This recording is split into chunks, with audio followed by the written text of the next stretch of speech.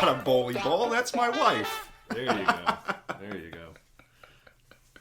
Hello, legions, and welcome to another edition of the What You Been Watching podcast. I am your host, the non-politically correct, marvelous Mike Dudley, followed as always by my co-host, cohort, and younger brother, Marcus Dudley, MD3, checking in on you from the cutting room floor. Oh, man. Yeah, what's going on out there on podcast land? Talking about some hot edits. Yeah, some hot edits going on. We are broadcasting live from the What You Been Watching studios here in Tallahassee, Florida, in the shadows of Doak Campbell Stadium, amongst the 7 hills of the highest hills for all you FAMU fans out there. What's going on, my brother? Chilling, man. Thank goodness Hell Week for me is over. Daddy Bear's coming back to the kitchen, so I finally get to hand the keys to the ship. Although there's not keys to a ship, but you know what I'm trying to say in my metaphor. Yeah. Well, you know who it's never Hell Week for when you're listening to Kesta, Always Bright. Damn right. Thank you for that. We always appreciate it. You can always write us in at whatyabeenwatchingpodcast@gmail.com. Where else can they find us, my brother? They can find us online at facebook.com/Dudley Bros Podcast, or just come see us in these streets. You know, we out here. We out here. You know, we out there. So yeah, carrier pigeons, telegraph, singing clowns. Build Legos high enough. That's right. Like a pillar. Put up some sort of bat signal in the sky. We'll get there. Yeah, the W-Dub will be there. So you said Hell Week at the restaurant's been happening? Yeah. It's just, head chef is out for, vacation, family time and stuff. So, of course, all the weight and responsibility falls on me. And we've just got project after project after project. And everybody's looking at me for answers. And I'm like, I don't know. Fucking sure. Why not? Let's do that. Sure. Pirate crew ho. Just keep it afloat situation. That's it. Just long as the boat comes into harbor, I don't care how many leaks it's got in it. I don't care if it's on fire. I don't care if the crew are ready to mutiny. I got it to the next port. My job is done. Hey, well, what would you give yourself as an honest evaluation of your job? Honest evaluation, I would say probably at least a 6.57. I mean, there's definitely things that I could have done better, but that's just based on really inexperience. Yeah. So, I mean, knowing what I know now, I'm not going to make those mistakes again. So that's good, man. Every experience comes with something. Hopefully, if you're doing it right. Loki said, "I consider experience." That's right. So hey, if Loki's saying it, there's got to be some truth to it. If he's the ongoing Marvel, we've been there. Yeah, man. So how about you, man? What you been doing? Man, I don't want to get into it. Lots of. It's been rough. Man. Lots of personal issues going on, but. You've really got to get this tendency for killing hookers under control. Dude, I'm telling you. If they would just... Be people? You cannot kill that which has no soul. Oh, man. No, it's just been rough personally. I don't want to get into it on the podcast. All right, all good. There's just certain cans of worms, man. It doesn't matter. We live in a lot of avoidance. And the second you go to open those can of worms, it still stinks as bad as you remember it. So... I remember why I sealed that one away. Yep. And avoidance is king sometimes, but it is what it is, man. We'll get through it. And it's sometimes tough living with somebody who's half your age. But teenagers are a lot different today than they were when I was a teenager. But if you're a teenager listening, write us in at whatyou'beenwatchingpodcast@gmail.com. Use the title "My Struggles Against the Older Generation." Dear old people, dear old folks. I am 16 years old and I have a lot to say. I'm sure you do. I have 16 years of worldly experience ready for your disposal. Yeah. It's just a different ball game out there, brother. Yeah. Well, shit, man. Well, anything else you want to check in with? No, man, I'm good. What you been watching? Oh, shit. I start us off? Sure, why not? It's a very loosey-goosey episode. Man, I've been on a little bit of adult animation kick, like usual, which is a fucking everyday event. I finally sat down and watched Rick and Morty Season 6. Okay, I'm probably, I want to say 2 seasons behind. The last one I saw was where Beth discovered that Rick had made a clone of her and sent her off into space so that she could have adventures and experiences and stuff. And then Rick doesn't even know which one is the real one anymore? Yeah. Yeah, I think that was season 4. Did they have the Vat of Acid episode? Yes. Yeah, that's season 4. They won an Emmy for that one. Did they really? Yeah. Okay, I could see it. That's pretty clever television writing. Yeah. No, they do a bunch of callbacks on this one. I think season 5, it's weird. That show can be very hit or miss, in my opinion. But even when they're misses, there's still aspects of that episode that I enjoy a lot. But like, I'll tell you what, man, when Rick and Morty fires on all cylinders, like, it is one of the best shows on television. Yeah. Like, the writing is so sharp, and it's so... It's almost a show written for, like, in a weird way, it's so meta about its own structure and its own plot lines that it's almost a show for people who not just like watch television, but really like love television and understand like plot devices and pacing and sort of like, you know, the through lines of a narrative through episode to episode. It's very smartly written. It's incredible. And then it can be silly and just completely, you know, idiosyncratic and just arbitrary and sporadic and just throwing all these weird stuff. Like when they start, every time they do a intergalactic cable episode or interdimensional cable episode. Yeah, they don't do those as much anymore. That's because, if you haven't read by now, Justin Roiland is parted ways with the show. What? Yeah, I know. He's the co-creator, but they're still giving him, because they can't take it away from him. He still is the co-creator forever and always. But yeah, he's parted ways with the show. He apparently had some domestic violence issues and like kidnapping through coercion or trickery or some shit. I don't know the exact charge or whatever it is, but it was pretty tough. What did you do to deserve that? I know, right? But no, apparently... We're kidding. Completely kidding. But apparently it got settled out of court, whether the case itself just got dropped because the evidence, it was apparently from a couple years ago that the evidence isn't there anymore, or for whatever reason. And I remember stories get conflated. People remember one thing, and then in cross-examine, you know, like coming across later, they're like, well, last time you said it was yellow and this time you said it's pink or whatever, you know. Yeah, no, I was the king of that in my drinking. Like, I would be, it's a fucking distraction tactic, or what do they call it when you focus on something else? Straw man argument. I don't know. Yeah. But ultimately, what would happen? I would be in trouble for something. Or whataboutism? Like, well, I did this, but then you did that. So what about that? Or what about this? Yeah, there was I just said the term the other day, but now I can't fucking think of it because I'm talking about it. But ultimately, somebody I would be in trouble because, like, hey, I'm fucking drunk, and then somebody would start to talk to me about something, and if you fucked up any aspect of your story, that was the part that I focused on and be like, to discredit you for and so it's kind of that, it seems like, because, you know, apparently in his public statement, it was like, oh, it's just a ex that is scorned or whatever like that. Mm-hmm. And I don't know. I mean, but I know that everyone was very quick to drop him. Yeah. His video game company that he runs, he resigned from very quickly. Adult Swim made a public statement like, we are dropping all connections with Justin Roiland. He got canned from FX shows, or the Hulu shows, Solar Opposites and stuff like that. So they don't do some of the irreverence, you can tell. And apparently, just to kind of wrap the story up a little bit, he got difficult to work with just even before this came out. Yeah, I had heard about that. Yeah, there was just really like weird eccentricities and just being kind of a diva and sort of not necessarily bullying the writers and animators, but very much being like, it has to be my way. You know, I've heard that too, yeah. And but you were saying like the executives were just like, oh, he's just a tortured artist. Like let him. He's quirky. But as the show, and this is what I was going to say about this new season, is you can tell that they've already begun to streamline the process more. Mm-hmm. They got greenlit for like 100 episodes after like season 3. Yeah, and so they've said that they're writing. They wrote 6, 7, 8, and 9.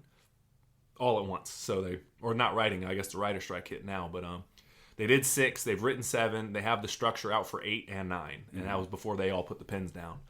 And so you can tell. So at least they're carried through the next like year and a half. Yeah, maybe. Yeah. The next season should be out. I don't know how the writer strike's going to affect it because I don't know actually what made it into a script yet. Sure. But all the major plot. And of course, how long the writer strike lasts. That's something we can talk about later. Let's put a pin in that. Yeah, most definitely. But yeah, apparently Justin Roiland was showing up even before that. He had a RC car allegedly to one of the writers that doesn't work there anymore. They kind of spilled the beans on him, saying like we would be in the writer's room and he would bring an RC car in with a microphone and a video camera to try to like communicate with us. And it was like, yo, like, do you take this seriously at all? Like, this is our livelihood. And as he kind of stepped away from it, the show kind of became like an actual, Like, it's a franchise now. It's one of the most watched, streamed things in the world. Oh, yeah. Like, and, lunchboxes and T-shirts and teddy bears it's and a sleeping billion-dollar bags. franchise. And, And so as he stepped Rick away... and Morty cock rings. All that stuff. So as he stepped away, it was he had apparently a lot of artist friends that were working there, and the writer's room would be very silly and irreverent at first. Like, oh, I'm Mr. Tingles, and I do tinglies. Right. And as they're becoming like, yo, this show's a hit. Like, we need structure. It can't just be you drunk in a sound booth just making voices and then going, now animate that. Yeah. So yeah, but no, I dug season 6 a lot though, man. It was a little bit of a return to form. They kind of kept a couple through lines that I like. You could definitely tell that they're gearing up for it to be more structured. And like every episode, like the through line of the entire series is more prevalent throughout all of the episodes. Whereas like in season 3 or 4, like they might have 1 or 2 episodes that sort of touched on like the overall arc of the season, but for the most they were all just very disconnected or not arbitrary, but just like, I know what you mean, like kind of non-episodic, non sequitur. Like you didn't necessarily have to watch episode 1 to understand what happens in episode 5, but you might have to see episode 2 to understand what happens in episode 6. Yeah, and in season 3, there's about 4 episodes in order to get the overarching thing of what's going on. It's like anything that had to do with the Council of Ricks, you kind of got to be on board with. Which, by the way, I think the break between season 2, where he gets locked up in jail, and then season 3, episode 1 is a fucking fire episode. What was that? Season 3? That's the one where he brings down the entire Galactic Federation. Oh, and he's like, I'm just a stupid ass bug. What do I know? And he brainalizes into somebody else and jumps all the way. He's like, and he takes the entire thing down. They're like, what are you gonna do? Are you gonna launch their nuclear codes? He's like, no. Watch what your grandpa does by changing a 1 to a 0, and all he does is change the value of their dollar from 1 to nothing. Yeah. Which is a brilliant thing. Beautiful. The military guy starts yelling. He's like, damn it, we need to do this. He's like, wait a second, who's paying me to yell at this guy? It all falls apart instantly. Which is just, yeah. So really, like, they kind of have certain episodes. And this one, it's not like, I don't know where the plot's going, but the overall theme is like the portal gun doesn't work anymore. Okay. And so it's just how he still navigates Rick and Morty adventures without a portal gun. Sure. So almost like what would happen in Quantum Leap if the quantum machine broke down. Pretty much. How do you still carry the show? Right. So it's fuck. I think this is one of their strongest. Ziggy, what do I do? Yeah. Right. Forgot about all the Ziggy. But yeah, no, I dug it, man. I would give this a just to bring it back, I would give it 3 things of Mountain Dew that if you pour it over a creature, bones pop up. And there seemed to be one solid shaped bone, like a cartoon almost. So like a cartoon dog bone? Yeah, like a cartoon, yeah. So. No, I dug it a lot though, man. I'm actually a pretty big Rick and Morty fan. I am too. I sort of fell out with it after a little bit because the popularity. Yeah, but it's not that I was trying to be like hoity-toity or like garage band about it. Like, oh, I liked Rick and Morty before it got popular. Just honestly, the fan base just became really fucking annoying. A little bit, yeah. Just like trying to break down, like you couldn't have a simple conversation without everybody chiming in their 2 cents about like what it meant philosophically and what Rick was trying to say. I was like, yo, dude, Rick's an asshole. He's just being an asshole. That's all it is. He's being an asshole in that scene. He's an asshole in the next episode. He's going to be an asshole in the season finale. The whole point of Rick and Morty is that Rick is always right, but he's also always an asshole. Yeah, it's no fun if you know you're right all the time, and you make everyone feel like shit for not knowing. This one actually, another overarching thing with it is you are starting to piece together his backstory a little bit, and so he's hunting for a particular version of himself, and it's pretty fun to watch because you don't see him go full fucking throttle like this, a full mad scientist mode. So okay, it's pretty good. It's a pretty strong season, man. Okay, I gotta check that out. 5 dropped the ball a little bit on a couple, but they all kind of do too. Even the episodes that I'm not a biggest fan of, there's still always some home runs in it. Like I thought, like season 4 or 5 had a couple weird ones, like with Mr. Nimbus starting off, but then like, but the B line of the B plot line of of Morty going through the time door and fighting the dog people was brilliant. I was like, I could watch this shit for an hour. Like every time he goes through this portal, he set a bottle of wine down to age it. And then apparently time goes different there, so he came back like 10 years later, and like then he fucking went back for another one, and it was whole different. But he like accidentally caused a ruckus, and then that caused a ripple effect, and a ripple, and it Okay, became like the most hated so he's thing like of dropping legend. in like every 10 to 20 years. Oh, and every just, like 1,000 years. Yeah. Okay. Or hundreds of years. And it's like, you foolish old man, you wait for the portal boy to return. He'll never return. You've wasted your life. And then they return and you like kick something over. Like, yeah, it's fucking brilliant. So, Okay. But yeah, no, I dig it a lot though, man. Check it out. Let me know when you do. Yeah, for sure. Other thing I watched very quickly on my adult animation kick was not BoJack Horseman. Not yet. I'm getting there. I promise. You're 6 episodes left, sir. I know, You have dude. 6 episodes. I'm gonna watch it all before I do, but I still got. You've never quit anything in your life except Boy Scouts, baseball, soccer, and masturbation. music. Yeah. Well, not masturbation, but you're really good at it. Yeah. I've mastered that. Oh man. You are very good at Yeah, it. 2-stroke game. Oh man. The other thing I did was I watched Human Resources, the Big Mouth spinoff. Okay. Dig that show a lot, man. Okay. It's so raunchy and just you just have to take the ride with it, man. But it's they got a lot of celebrities that come through. It's good. Yeah, which is I think Miley Cyrus. That's is the in one it. with it's the spinoff where Big Mouth, you have like hormone monsters and like basically all these mythological creatures to help you through puberty. You have And life. like the what is it, the Gratitoad, you have the Depression Kitty, you have anxiety mosquitoes. Anxiety mosquito. There's an ambition gremlin, a logic rock, a love bug. I don't know what Hope is. Hope is just Niecy Nash. So more of her, please. Niecy Nash More and Niecy everything. Nash. Yeah. You know she's married to a woman now? Is she really? Yeah. Good for her. I was fucking, I saw something on Pride month. Speaking of which, shout out Pride month. But yeah, she was saying like, I don't know what I was doing over there with those straights all this time. I was like, if y'all don't know, we are huge fans of Reno 911. Yeah, we are. So anytime a Reno 911 cast member shows up, it's like... In anything? Yeah, it's like Workaholics for me. If I see them boys show up in something, I'm like, fuck yeah. Same thing with Reno 911. Yeah. So it's like, you know that scene in Once Upon a Time in Hollywood where he starts snapping at the screen? He's like, yeah. That's us. That's us. Yeah. I'm like, it's Rainisha Williams. Hey, She gets a free hey, pass. on Jonesy! Jonesy showed up. Cedric Yarbrough, yeah, he gets another one. Fucking watching Batman. I'm like, is that Tom Lennon? Is he New Boot Goofing? He is New Boot Goofy, yeah. New Boot Dr. Goofing? Yeah, he's apparently great at playing doctors in bit parts. So. He's done it in a lot of Christopher Nolan movies too. So. But no, it's funny, man. People talk about like, and it's weird. People are like, oh, that show's woke. Who, what? Certain shows, people will say like they'll give it as a bad thing, like, oh, that show's woke, like Masters of the Universe Revelations. Okay. Oh, Kevin Spacey, Which I still have not seen, but I want to. I saw the first bit of it. It was all right, but here nor there. But people like say it like it's a bad thing. Oh, that show's woke. Here's the thing. Big Mouth, in terms of its casting, in terms of how they write episodes, in terms of being very pro LGBTQ, very pro self, find yourself, be okay with yourself, love yourself. Sure. Like, it's a fucking woke show in the way they cast it. There's non-binary people that are cast. There's outwardly, openly gay people that are cast. There's straight white dudes. They try to cast the people with disabilities, bring in actors that have disabilities, things of that nature. Hello, this is Marlene Matlin. Yeah, pretty much. Yeah, Marley Matlin would be okay with that joke. The Family Guy can If she do could hear it. Yeah, exactly. If she heard it, she'd laugh. Yeah, she would laugh. So, Michael's on one tonight.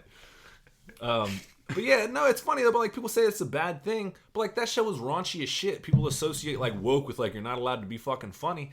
That show's fucking hilarious. So is Big Mouth. So like a lot of shit. Sure. And so it's like I mean, what do you want in a show? Like, you just my only problem with you that and term- 5 other guys are gonna sit around talking about how you can't get away with jokes anymore. Like, yeah. okay, Yeah. fucking have fun writing a season. Like, But also, like, to sit there and say that this is woke or that's fine. Like, there's still comedians out there for you that aren't playing into the woke game, and that's fine. Go support them. Nobody's telling you what you have to watch or appreciate or like. If you don't like it because it's too progressive or too this or too that, and even then I have a real problem with the terminology of woke, because what exactly does that mean? it became something it's not supposed to be because white people took it, is what it is. I mean, I guess, but even then, like, so you're telling me that you want to be more inclusive in shows that sort of cater to everybody and not to one particular market, especially in a world where there's 11,000 different streaming services, and they're all making their own content, and they're all making their own corporate vision to capture your eyeballs. Like, dude, just go find the thing that you like. Don't worry about the thing that's too woke or too black or too Latino or too gay or too this or too that. There is something out there for you. Clint Eastwood is still making movies for straight, white, Christian people. Fucking just go watch that. It's fine. Yeah, no doubt. And that's my issue. And just to kind of a little bit of how the sausage is made is, Michael and I, we by no means, we probably are racist, but no, I'm just kidding. We're racist. We're racist in the fact that we definitely benefit from the system, and we don't really do anything to change it except for be somewhat aware of it. Sure. And that's just being real. That's being blank, like point blank honesty. But a lot of the reasons why, like, we dial back on some of the things that are fucking clearly jokes are clearly jokes, like the Marley Matlin joke that Michael made, the little people joke at the beginning. Is my fear is that people, fucking idiots out there, will be like, they'll laugh, but they're not laughing for the same reasons that you're laughing. You know what I mean? You make a joke about, like, hey, why do white people do this? And motherfuckers, yeah, these fucking crackers out here. You're like, whoa, chill out, buddy. Or, you know, pick a race, whatever. You know? Yeah, you're right. Chinese people do sound like that. Yeah, and like, whoa, hold on, bro. Like, I was doing a racist Bugs Bunny caricature from the 1940s. Like, relax. Like, that's my comedic influences, is cartoons and 80s movies where you could get away with taping your eyebrows or your eyelashes back and being like, I'm Chinese, right? Right. Like, I'm not saying that makes it right. I'm just saying that those are my influences. That's what I grew up on. So. Right. And again, like Michael said, it doesn't make it right. But it's just funny that people get so up in arms about it when, like, I watched a show that's a quote-unquote woke show have a dick monster spit jism at one of the main characters and try to bite him, like, and crawl up his butt. Like, it's juvenile, but I wouldn't really call it woke. I mean, they tackle very real issues about inclusion, about finding love, about going through grief. But they have an episode about someone going through dementia in the first season, and it's a fucking beautiful episode. But, like, at the same time, there's dick and fart jokes going on, and everything is about, you know, they do a thing about World War Cum in Big Mouth. And it's this whole, like, Family Guy-esque, like, they show penises fighting the German penises, and it's fucking nonsense. And so, like, oh, but it's a woke show. Like, get the fuck off yourself, man. Like, yeah, I mean, if you're funny enough, you'll be able to say what you want. And if you lack the point of view, if your whole point is just like, the Jewish people do this, like, that'll be funny for a little bit. Have fun with long-term success. So you and five other guys that share that viewpoint. But also understand your audience. Like, if God, what's his name? Ari Shaffir? Ari Shaffir. If Ari Shaffir is doing a joke about the way Jewish people are, let him have the joke. He's also Jewish himself. But that's what I'm saying. Like, he doesn't need you to get offended for, like, I guess that's sort of my problem, is that, like, in any sect now, there's always this contingent that is just looking to be offended. There's always this contingent that is just going, you can't say that. Well, no, I can say it. You might not think it's funny, and you have every right to think that it's not funny. But that doesn't negate my ability to say the things that, not even that I believe, but just that I think are funny, or that, like, I'm going for a joke. Right. The thing that I'm trying to, like, I'm not trying to elicit, like, yeah, the Jewish people, right? And we should all put them on trains, right? Like, no, I'm making a joke about a certain observation, and you can find that funny and laugh at it and let it go. Or you can get really up in arms about it either way, you know? Like, and he's right, that's why we need to eliminate them. Or, like, you can't say those things because blah, blah, blah, blah, blah. Like, yeah, it's... I don't know. I hear you, though. It's, I mean, to each their own. And there are certain things I wouldn't... I mean, there's a time and a place, and sometimes you can't say shit and it's in really poor taste, and you probably should be called out about it. Yeah. And that's okay. You go, oh, shit, I fucked up. Whoops. Well, I mean, it's like there are certain jokes that I know, like, I'm just not funny enough to say. Not to say that those are bad jokes or that they're not funny to somebody. I'm just not talented enough to pull it off and make it funny. You know, I got to know my audience. You know, I'm not going to just start, doing a bunch of, like, Patrice O'Neill jokes out of the blue. You know, don't do Patrice. You know, like I got to know my audience. You know, I could probably do some Dave Attell. You know, that's fine. Yeah, I hear you. No, I hear you. But no, all that to be said, though, I find it very funny that people. It's because of the culture. It's the overcompensation of cancel culture that anything that hires the diversity, that's like, oh, it's a fucking woke show. It's like, man, chill out. Like, get over yourself. Is it funny? Yes or no? Like, view it through an objective lens and get your fucking little panties out of the way. Like on the flip side of that, there was, you know, the Little Mermaid came out, and they had Melissa McCarthy. Here's the funny part. You know, everyone's like, I can't believe they made the Little Mermaid black. Sure. You know, the only part that is different about her is her skin color. Yep. Still has red hair. Exact same thing. Still has the same get-up. Still has a flipper bottom. Well, but Hans Christian Andersen was Norwegian, and they're all historically white, so why would he write about a black mermaid? Maybe he didn't. I don't give a fuck. Yeah, who gives a shit? You're talking about fictional characters. Like, you described to me what a mermaid looks like, and you're probably really fucking wrong. Who cares? Exactly. No, it's just funny. Like, literally the only thing that is different is her skin color. Yeah. And people are up in arms. Like, she still has the red hair. Like, 85% of her that is showing is fucking the exact same. You should be mad that they took a 80-minute movie and turned it into 2.5-hour movie. Yeah. That's what you should be fucking mad about. Like, where'd all the time come from? About a woman who, once again, like the movie Grease, has to sacrifice everything, and the guy gives up fucking nothing in return. Right. That's my beef. If only I could change everything about me to be with him. And not speak my truth. Right. They're like, no, shut this bitch up. So like, which is terrible. Melissa McCarthy got to play Ursula, and Ursula apparently, like the original cartoon drawing, was based off of Divine, who is a John Waters character actress. Very, very like OG transgender actor kind of thing. Right. And people were like, oh, well, that should have been a transgender actress. That should have been, you know, the makeup should have been done by a transgender person. Why wasn't her songs written by a trans? It's like, because maybe there's just aren't enough transgender artists to go around. Maybe just, God forbid, maybe they, even doing their due diligence, they couldn't find one that they were like, yeah, that sounds great, or that looks great. Maybe they just went with the appropriate person, and it's fine. It's fine. Like, it's okay that, you know, I don't know. Like it doesn't have to, you don't have to cater to the exact origins of the character just to appease the small group that it's trying to appease. People making rules for them. It's comic book rules, you know what I mean? Like, well, Clark Kent would never do XYZ. Like, well, yeah, he would, because the writer just made him do it. The writer made him do it, so who fucking cares? Deal with it. Yeah. No, I get what you're saying, though. There is a certain overcompensation, and Bill Burr has a joke about, like, that's like when Bryan Cranston played the quadriplegic. Mm-hmm. And everyone's like, well, they should have got a real quadriplegic actor. And it's like, that's not fucking acting at that point.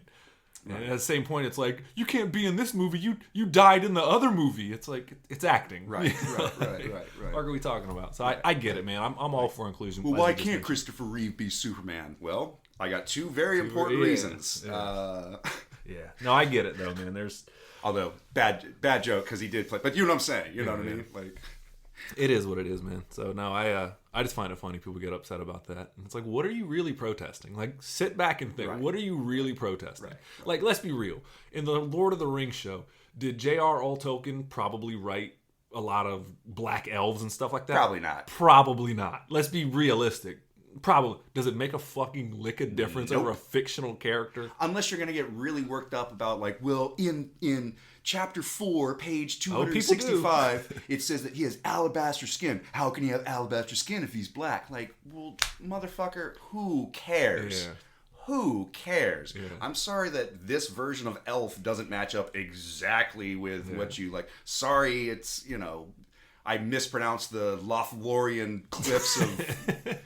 Who gives a shit? Who cares? Who cares? You get the thing. But we do. We're so guilty of this too, Michael. We're about to shit on We're really not. How many times have they changed something in Marvel and we've been like, you know what? I don't agree with it, but I get it. I see why they did the thing. You watched that new Kraven the Hunter trailer that just dropped today? God damn it. Did you watch it? I did. Look, here, first off, we're all over the map today, so just ride with us. We're talking movies, though. Just saddle up, kiddos. Here we go. So, to wrap up what we were saying about, yes, we're for inclusion, but also chill out. Right. Chill out, yeah. It doesn't have to be your particular version of a character or an idea or a story. Either way, on both sides. Yeah. On both sides. Let the fucking writers do what they're going to do. Now, let's get into the writer strike. Yeah. Hey, we're pro writers here, as Michael knows, bro. Fuck yeah, we are. Hold out, do your thing, get that motherfucking internet money. Goddamn right. And also, Sweet, precious internet money. If you're in the Directors Guild or the Actors Guild and you guys feel the need to join the strike and end it swiftly and financially securely, go ahead, please. You could hear us clinking our plastic cups in solidarity, so we're for that shit, man. What were we about to talk about? Kraven the Hunter. Kraven the Hunter, yes. Talking about taking liberties. Apparently, he has eagle powers now and shit, and lion powers, and you can see through the eyes of the animals. He's Beastmaster all of a sudden. Yo, what the fuck? I love that movie, dude. I'm Dar. I can help you. Yeah, I'm not saying shit about Beastmaster. I was just surprised they made Kraven. No, I'm just the Hunter. saying. I was like, oh, I like this movie when it was called Beastmaster. Yeah, no, I hear you now. At least then it had swords and sorcery and magic and like a weird like Conan the Barbarian vibe. Kind of a He-Man vibey too. A little bit, sure, yeah. But I mean, it's all the same. Swords and sandals. Yeah. It's but no, man, that shit tripped me. And I really like Aaron Taylor Johnson. I really do actually. I hate how Sony is trying to build towards a Sinister Six by building these anti-heroes or like almost quasi-villains, and I don't give a flying fuck about any of them. Their big push is that it's rated R and it's hyper violent, which was cool. He was stabbing people in the neck and stuff, which is rad. It's fine, but doesn't mean it's a good movie. Yeah, but the fact that they took that liberty with Kraven, like in the comics, we're about to do the thing we just hated. That's why I said, get ready, we're about to do it too. So we are guilty. Listen, we are nothing if not hypocritical on the show. Look, we're not the source of fucking. If you guys are listening for absolute truth here, you fucking we failed 30. It's just two men's opinions. Yeah, but two white guys shouting at clouds. Yeah. Yeah. Going, why Bruce Wayne can't be black, but Batman can. Explaining why. No, but I don't. In the comics, he just like drinks potions and stuff like that, and that's what makes him like. And he's like domesticated wild animals because they apparently respect him because he runs with the wolves and all that shit. Right. But like, he's like Pocahontas, basically. Pretty much, but like, and he's a master hunter, and he has a pet raccoon. I guess you're saying. Well, more or less that just like he could walk up to animals and just be like, "You will do my bidding." And like, I respect that. Yeah, but now he can like see through the eyes of the eagles. He gets his tiger visions. Tiger visions. Which, if they just did it in that accent, if he just retconned him to not be Russian, Sergey, whatever his name is, like Catalan Spanish. Yeah. I have the Eagle Powwwrs. The Eagle Powwwrs. I am Kraven the Hunters. Yeah, I'd be for all that shit. But yeah, I was a little disappointed in that trailer. I was like, man, talk about taking a liberty you didn't need to take. I mean, listen, it's Sony trying. They have to do something tangentially related to Spider-Man in order to keep the franchise alive. That motherfucker ran up the walls like on all fours. He ran up the side of the wall and pounced on somebody. I was like, that's not Kraven the Hunter. But to be honest, didn't you see that in? I mean, the same thing happened in Split. Yeah, but that was the premise. It's a very different thing. Very different. Yeah, the whole point of that was like he transformed one of his thing. Yeah, again, they stayed within the realm of possibility on that one. I just was mostly like, so it works for this superpower set, but not that superpower set. No, that was an original character. He can do whatever the fuck he wants. However fucking M. Night Shyamalan writes him, it's fine. Okay. Not when you have 35 years of backstory that you just ignore. I'm just pointing out once again our hypocrisy. The hypocrisy of the situation. Yeah. No. Well, this character can run up walls, but not this one. Yeah. No, look, I'm gonna probably see it because I do like Aaron Taylor Johnson. Mm-hmm. But that one, I wasn't expecting that. He gets the drop of lion's blood in him after he gets left for dead, and then after he gets. They're gonna find some way to tie it into Morbius. I guarantee it. It's gonna be like, well, here, this was developed. This is a original serum developed by Dr. Michael Morbius, and if you take this, it's gonna heal you and give you equal powers. Give you the eagle powers. Yeah. Give you the lion visions. Yeah. So I don't give you the speed of the cheetahs. Yeah. The strengths of the bears. Strength of the bears. So now he's like what? Proud Star? Remember that cartoon? Yeah, I remember Proud Star. Them boys had cowboy hats on, didn't they? Yeah. He had a robotic horse. Yeah, he had a that cowboy transformed. Hat. Yeah, I remember that shit. That was on, man. That was around the time of Centurions. Centurions was slept on. Oh yeah. Power extreme. And they would like you had the little modular pieces you could put on them. Yeah. You could turn them into boats and jets planes and spaceships submarines. Yeah, that shit was gangster. Tanks. Yeah, that was great. That shit was Shout out to 80s cartoons, by the way. That shit was bad. But anyways, back to that one. I wasn't. Remember Ewok Adventures? Remember that one? Yeah. Train down memory lane stops. So no, I wasn't expecting that for that trailer though.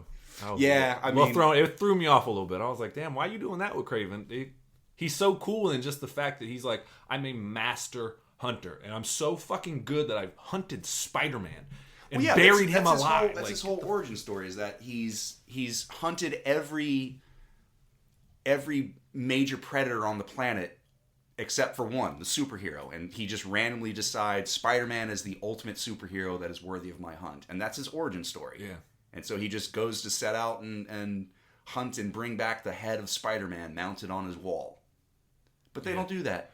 Yeah. Because they can't touch Spider-Man. So that's we what gotta makes give him so intimidating.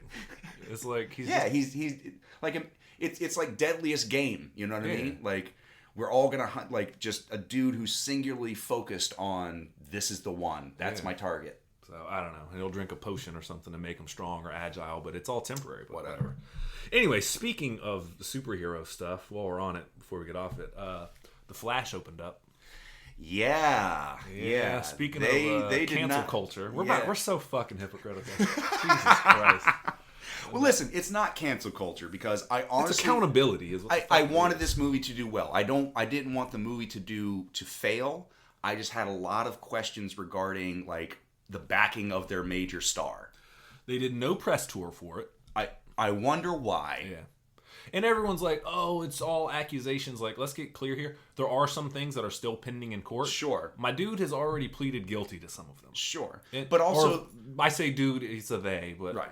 But also, there's a certain aspect of, like, one person telling you you're an asshole might just be somebody who doesn't like you. Two people telling you that you're an asshole, well, that's a conspiracy. 3 people, 4 people, 8 people, 12 people telling that you are an asshole... You might be an asshole. Like, there's a certain point where the number of allegations start to matter. Yeah. You know what I mean? Like, at some point, it's not just, oh, they're just cashing in or they're just trying to, like, pile on to you. Like, at some point, you might need to be held accountable for a lot of stuff. Yeah, what we're talking about is the star of The Flash, Ezra Miller, had a lot of controversies over the last 2 years. Everything from kidnapping to coercion of a little girl to assault charges to burglary, which he already pleaded guilty to. Which trespassings, like left, right, and center. Like cult-like activities and shit that was being in child endangerment. All kinds of, just a litany of shit. You can Google that. But I just find it interesting, the fact that there were going to... Some people, which I think were probably paid... had said it's the greatest superhero movie ever. Like, and they were like pre-hyped. This is the one. This is the one. It's so fucking good. Right. We got to release this despite Ezra Miller. Da da da da. And now that the reviews are out, people are like, it's all right. Not bad, but when you spend as a corporation, when you spend what was it, $260 million, $265 million, $200 million on the budget and 65 on advertising. At that point, what is it to spend another million and a half to pay off certain bloggers or influencers or movie reviewers to be like, hey, I love this movie. It was great. It's I never once thought about the fact that Ezra Miller assaulted somebody in Hawaii. Which, by the way, DC, if you're listening and you want to send us money to do that, we will absolutely shill for you. I'm not going to lie. Again, here's the hypocrisy of our situation. You want us to shill for your movie? I will do it. Yeah. I am a cheap whore. No, I can definitely... You can get me for surprisingly little. Like if you send me one bottle of Hennessy, and Diet Coke. Just pay for my... Just pay for the podcast fees. Pay for my movies for the year. That's fine. I'm an easy date. I don't care. Yeah, for real. You show a little bit of interest, I'll give you a hand job. I don't care. All right. Michael's about to get us all arrested for solicitation. But no, I think some of the reason why the movie opened up to over a 4-day weekend, $55 million, which was underperformed Black Adam, which is pretty tough. Which, I mean, you and I have expressed our displeasure with, we won't get into that Black Adam. So the fact that opened less than Black Adam did is it's not a great sign for the longevity of this series. It says something that people do give a shit about Ezra Miller, and I'll be very real here. I've said it before. We're all about a redemptive arc here, but not enough time's passed, and I have not seen any change. I mean, dude, I'm fucking all for Robert Downey. Sure. Robert Downey fucking definitely fucked up, though. You know what I mean? Well, but he's put in the work to show to show the behavior change. The change in behavior. Yeah, you know what I mean? To make retribution and to sort of it's all love. It's exactly. So shit, exactly. I'm not without sin myself. So, but It's just like, chill out, man. You don't just get to jump down our throats. But I will say that is probably a factor, the Ezra Miller factor.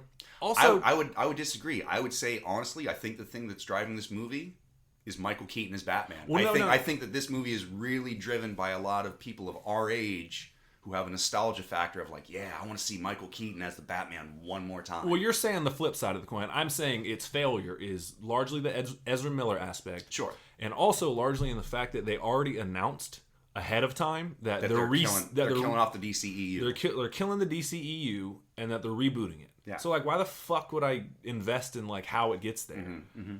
And so that's largely a part of it too. Is like, dude, like this has no relevance to any story moving forward. So like, the fuck are we talking about here? Right. And so, but yes, that's why I think they did pivot into like, look how many Batmen we have. we got Ben Affleck. We got Michael Keaton. We resurrected the corpse of Adam West. Yeah, hey, man. Yeah, the Bright Knight. We're bringing in George Clooney. Val Kilmer shows up and has bat nipples. It's great. I'm with it. All for that shit. So yeah, there's a scene where we have 5 Batman and they all just start circle jerking. It's weird. So yeah. So no, I'm with you on that one. That is largely because if I were to watch the movie, I almost went this weekend. Yeah. Just because our power went out, and I was like, I'm not sitting around here much longer. That's a good motivation to go see a movie. So we went to dinner instead, and by the time we were about to wrap up with dinner, we got the notification that our power was back. So we were like, all right, but So the only reason you didn't go see the movie is because you had something better to watch at home. Yeah, and I'm trying to protest the movie for Ezra Miller's sake, which I don't protest shit ever, and that shows my allegiance how flimsy it is. I'm not even protesting. I have noticed. I'm not in a rush to go see it. I know eventually it's going to come onto like HBO Max or whatever, or some sort of streaming service. Yeah, it'll be on HBO Max soon. I'll catch it then. That's fine. It's not worth my time and effort to go spend $30 to go see a movie. Yeah, no, I'm with not this one at least, in my opinion. Yeah. But yeah, so that's all I had on that. But it's just funny. My allegiances were like, I don't really want to see it for Ezra Miller's sake. Which again, I don't hardly protest shit. It's more just I don't want to support it more than I do protest. If you want to go see it, fucking go see it. Yeah, absolutely. I hope you enjoy the shit out of it. Truly, I really do. I hope you get some enjoyment. Yeah. Me, I don't really want to support it. I do want to fucking fucks with Michael Keaton back then. Which you can tell, like I said in those final trailers, they were like, Batman, Supergirl, Batman. Yeah, even though he's only in the movie for like 6 minutes or apparently whatever. He's the shit, however much screen time he has. Everyone's like, yo, that's the dude to watch, man. Okay, so he gets the Valley Kilmer Award? Pretty much. All right, cool. I'm down. Why not? Anyways, that's all I've been watching. Trailers and other shit and playing a bunch of Zelda Tears of the Kingdom, which, Jesus. Okay. That game not going well? Oh, no. It's just so much game. I did the so much time consuming. I did at the bottom of the alcoholic thing where you look at the bottom of your cup, like the answer to it's there. I was like, oh shit, like swirling my water here. I have no idea what that's like because my cup's always filled. Yeah, I know. Yeah. If I get down to like 3/4 of a bottle of liquor, I'm out of liquor. Yeah, no comment. No comment. That's a whole different conversation. I better go pick up another bottle before I get too drunk to pick up another bottle. No comment. My anxiety set in when the second I realized it wasn't going to last till X amount of time. Uh-huh. It didn't. I couldn't even enjoy what was left because the anxiety hit. Yeah, yeah. Anyways, but yeah, Zelda Tears of the Kingdom is the only other thing I got going on. All right, cool. So that being said, what you been watching, my brother? Where's the $1 million question? It ain't about what I've been watching. That was just one long intro. Longest intro ever. Yes, sir. So what you been watching, my brother? Other than that, I recently rewatched the Bill Murray classic Groundhog's Day. See, that's what a hit that guy is. When you say Bill Murray classic, I still have to wait for which one you're talking about. Right. You talking about Caddyshack? We doing Ghostbusters? Yep. What do you think he said to her at the end of Lost in Translation? You're hot, Scarlet. I bet it was just right. Anyways, yeah. No, he whispered in her ear, "So you don't want a fish sandwich?" Hey, that sweet thing. Yeah. What if only in that world? But yeah, it's a great movie. It's Ivan Reitman directed, classic 80s comedy about a man trapped in purgatory and having to relive the same day over and over and over again until he finds love to let him out. Fine, I don't know. Is it love that lets him out, or is it good deeds, and is it his own karma, his own karmic balance? He does his understanding of the world. Sure, it might be a combination thereof. But the iceberg goes deep on this movie, so just beware. I mean, the thing that actually lets him out is when he finally admits to Andie MacDowell's character that he loves her, and she admits that she loves him as well. So that's the thing, like, that eventually changes over into February 3rd. So technically, I guess it's finding love, but also, maybe aspects of becoming a better person, or like the whole person that you're supposed to be. Yeah, I think they're kind of synonymous in this one, in the sense of, could he be loved if he continued to be the same person without getting out of your own way? Can you love another person? Can you find your counterpart in another? If you cannot love the wind? Does not the wind love the dirt? It's the best poem ever. No, I mean, there's not much I can really say about Groundhog Day. It stood the test of time for a reason, man. It's fucking that good. It's, if somebody made an argument for that should be in one of the 7 wonders of the cinematic world. If somebody told me that was their favorite comedy movie, I'd buy it. Like, I get it. It's Bill Murray being affable and charming, for 2 hours or 110 minutes or whatever it is. But yeah, I got really nothing to say on that movie, though. I mean, it's people. The theories on that is that he is dead, in fact, and that it is purgatory. Oh yeah, I've seen all these reports of like exactly how long did Bill Murray spend trapped in Groundhog's Day, and I've seen like all these different analyticals from like it's 18 months to like 3 years or something like that. Yeah, it was like 1,000 and some odd days or whatever it was. Yeah. And they have evidence to prove it all, or what they call evidence to prove it all, but right.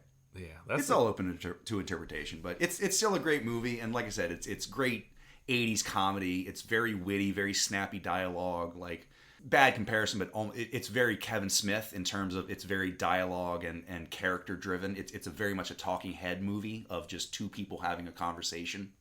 There's not a lot of like slapstick or set up punchline jokes. It's mostly, like you said, it's just Bill Murray like, hey, roll on this. Yeah, here's the script. Have fun with it, kind of thing. Yeah. But he's never really been like a punchline kind of guy. He's more like a witty retort. Yeah, I'm the smartest guy in the room thing. Kind of like proto Ryan Reynolds or a little bit actually, Rob McElhaney or something like that. Just in terms a little bit of, Ryan Reynoldsy, but not as sardonic. Quippy. Not as acidic. Yeah, there you go. He's just like, I'm the smartest one here. Yeah. No, that's good. So what else you want to talk about with been watching Groundhog's Day, the Ivan Reitman classic, classic 80s movie. Hand in mine. What time does he wake up every day? 6 o'clock. 6 o'clock, yeah. Yep. I got you, babe. That's right. I got you, yeah.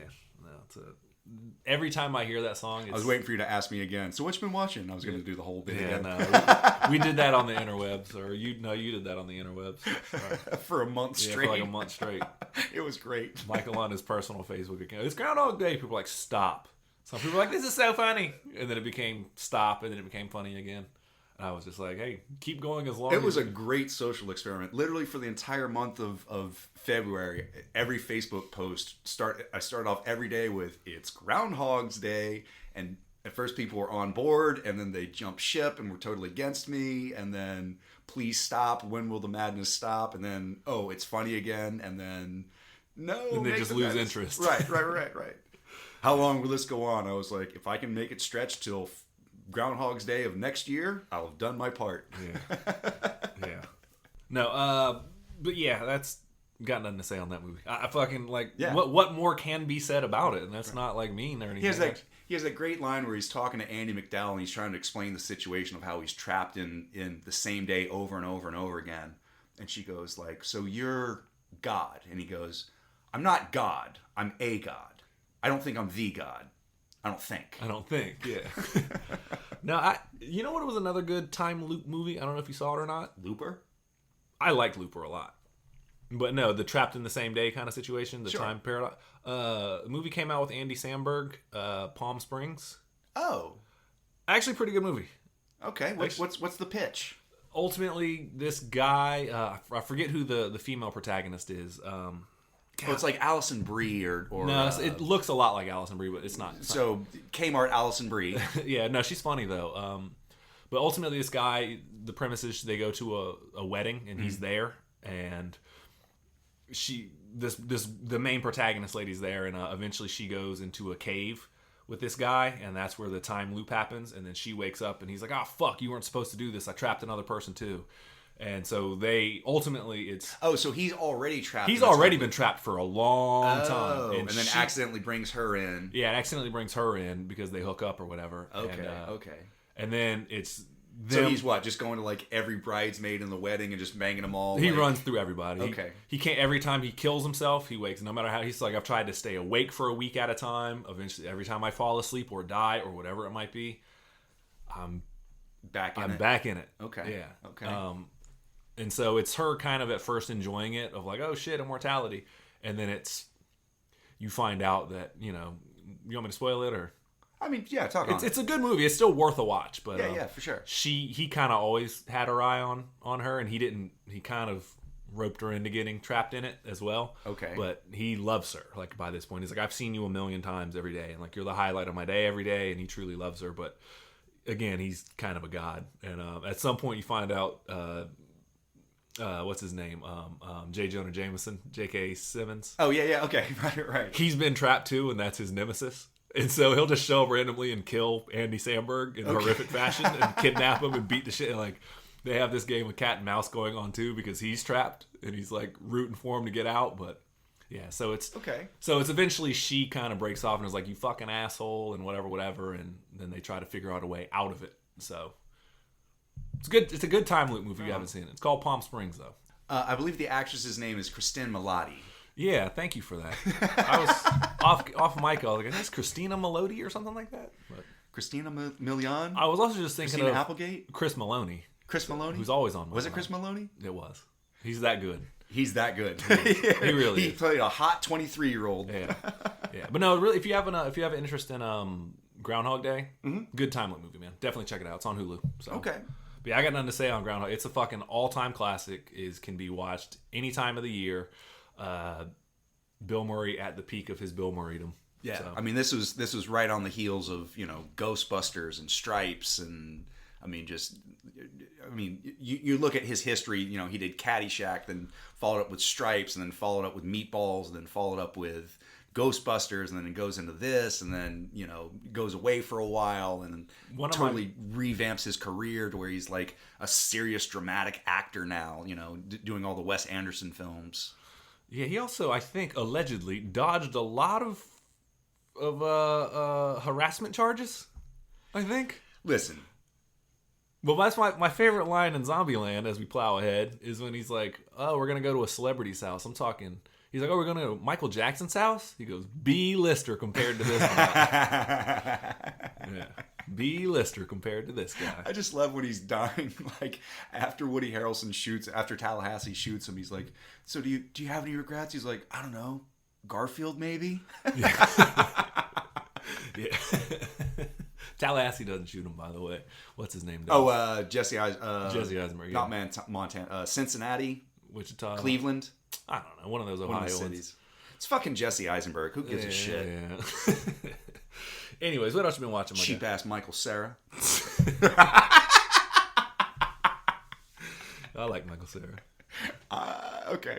Yeah. Hey man, fucking okay. What's the one movie he did? The Edgar Wright film about the ex-boyfriends. Scott Pilgrim. Fucking great movie, man. Superbad's a great movie. That's two classics. Yeah, but he's not the one that makes that movie though. Either way, whatever. Just give him the win. Give him the victory. You weren't in it. What else have you been watching, my guy? Oh man! After that, I saw. I watched the Shane Black joint, The Nice Guys. Kiss Kiss Bang Bang. No, not Kiss Kiss Bang Bang. We do need to deep dive Kiss Kiss Bang Bang. That might be our next true deep dive. Everything movie, right about Kiss Kiss Bang Bang. That's right. Everything banging about Kiss Kiss Bang Bang. So I'll try not to do too many parallels here, but yeah. But yeah, The Nice Guys, starring not Ryan Phillippe. The Gladiator. No, but Russell Crowe, but also Gosling. Ryan Gosling. Thank you. he was. I can never keep Ryan Gosling and Ryan Phillippe straight in my head. I don't know why. It's Gosling is on our wall of fame. Matthew put him up there. He's up there next to Renner right now. Oh, I see. Oh, you're right. So be careful. All I have baby to do goose. is look behind me. Just look at the baby goose and think of the baby goose, and we're good. Yeah, Matthew. It's actually a statue of a baby goose. It is, and it's not a rubber ducky because we don't know aminals that well. What's this unwhiskered catfish? Unwhiskered winged fish. No, I fucking love The Nice Guys, man. We mentioned it on here before, but his commitment to slapstick on that. Oh, not Ryan Reynolds. Ryan, Baby Goose. Baby Goose. Yeah, Ryan Gosling. La La Land. Talking about Emma Stone? Yeah, Emma Stone, yeah. No, his commitment to the slapstick in this is fucking bar none, man. Oh, yeah. When he flips off the balcony after he gets fake shot 3 times, he's like, boom, ow. Yeah, he meets the porn back. star at the sex party, and she. So it's basically all right. So it started in the beginning. It's basically a '70s detective thriller where they're looking for a missing girl who may or may not have ties to the porn industry and also sort of bring down the automotive industry. It's one of those like really classic whodunits where as the movie goes on, the levels of intrigue just keep building. Twists on twists. Yeah. Like it in the best way, like the story keeps going deeper and deeper and deeper as the mystery keeps going deeper and deeper and deeper. And they kind of become along for the ride for it. Russell Crowe plays a grizzled detective, and Ryan Gosling, he's a detective also. He's just a numbskull, right? Yeah. He's just kind of in the Abbott Costello of it all, he would be the Costello, like he would be the goofy man, whereas Russell Crowe would be more of the straight man, sort of. So, yeah, no, I gotta. This dialogue in this movie is so fun. You talk about if you're a dialogue talking heads guy. Yeah. Yes, the slapstick is on point, and Gosling commits to the bits entirely. He tumbles down the hill and like smashes his head against a tree and starts reaching into his pocket and looking for cigarettes. And he spends like it's this whole drawn out scene where you're waiting for him to light the cigarette, and then as soon as he lights it and leans to his right, he sees a dead body, and he's like. Every time a gunshot goes off, he's like, oh. Yeah, man. Yeah. Yeah. Every time somebody shoots at him, he's just like, man. Yeah, I've told you, I put you on that movie a long time ago. I've been waiting for you to watch it. It's been a while since I've seen it. It was worth it. I think it's unfortunately weighed down by its own tone. Like it can't find whether it wants to be a true detective noir or whether it wants to be a slapstick buddy comedy, and it sort of wavers the line without falling too directly on either one. It's a spiritual successor to Kiss Kiss Bang Bang. Sure. I'll say this about The Nice Guys the same way and I mean this is a compliment, in the same way that Kiss Kiss Bang Bang is. I'll be honest, I get lost in the plot because there are a lot of twists and turns, and I'm sure if I really took the time to like put it out on a board, I don't think it's that complicated. If I were like write down all the characters' names, this did this, leads to, it probably isn't that bad. I just don't care because it's so fucking funny. Yeah. And the dialogue is so fast. Yeah. And Kiss Kiss Bang Bang, I've seen Kiss Kiss Bang Bang probably 30 times. I still don't know what happens. I just know that fucking Downey and Val Kilmer together are the most charismatic fucking group. And I'm pivoting into talking about Kiss Kiss Bang Bang, and I don't want to do it. Why do they call you Gay Tony? Well, it might have something to do with, I don't know, like false accusations, or I don't know, just, you know, some people like to call you things, or maybe it's the fact that I really like sucking dick. Yeah, it's Gay Perry, but yeah. Gay Perry, yes. Yeah. No, but this movie is very much so the spiritual Maybe success. It's the fact that I'm really fucking gay. Yeah. Yeah. What is it? You could probably tell me. No, you got it. You're about 90% there. Yeah. But no, The Nice Guys is very much so like that. I forget the who did what and how who's connected to who, because it's closely connected to the 70s automotive industry, and I guess there was a big scandal about, you know, cars not meeting EPA regulations and bribing off politicians and senators in order to like change the EPA. So I don't know. I wasn't born yet. I wasn't living in California at the time. I don't give a fuck. I just know that Russell Crowe and Ryan Phillippe are hilarious. Ryan Goose. Yeah, no, I recommend that movie to anybody who hasn't seen it. I give it I give it a 72 Deuce, which is a great car. a deuce and a quarter, the old 225. What you know about that? It's a fucking great looking. my deuce. Yeah, no, I'm telling you. Go just Google a 72 Dukes, and you'll see a fucking dream of a car. It's beautiful. I'm going to give it 11 pairs of 70 porn stars' boobies. Because that's exactly how many you see. I counted. Oh, yeah, nice. Thank you for doing the hard work. So it's an accurate count. Yeah, thanks for that's a spot on. Yeah. How many areolas, Michael?